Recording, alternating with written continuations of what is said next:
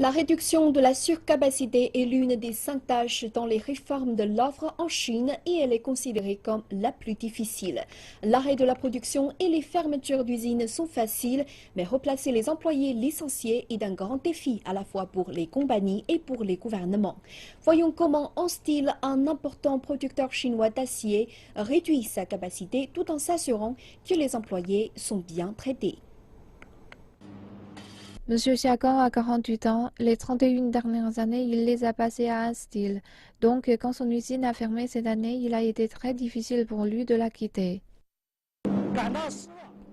Je me sentais perdu, c'était dur de partir, j'y ai travaillé pendant 30 ans. L'entreprise de Xia a petit à petit arrêté sa production à partir de cette année.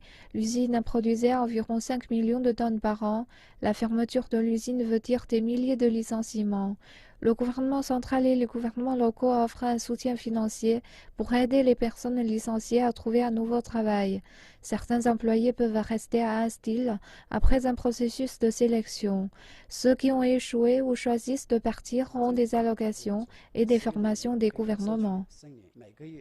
Du gouvernement local, les personnes licenciées pourront avoir environ 1000 yuan d'assurance emploi. Nous organisons également des formations pour les aider à améliorer leurs compétences dans d'autres secteurs.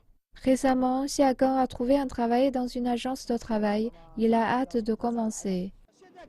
J'ai décidé de tout recommencer, j'ai mon nouveau travail. La plupart de mes autres collègues qui ont quitté l'usine ont peu à peu trouvé de nouveaux emplois aussi. Le ministère chinois des Finances a donné 100 milliards de yuans pour aider les compagnies à réduire la surcapacité en mai.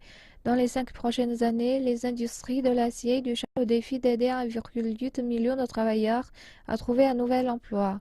Pendant ce temps, la Chine fait face également au défi d'alléger la structure administrative des entreprises d'État et de garantir les revenus sur les taxes locales tout en réduisant la surcapacité.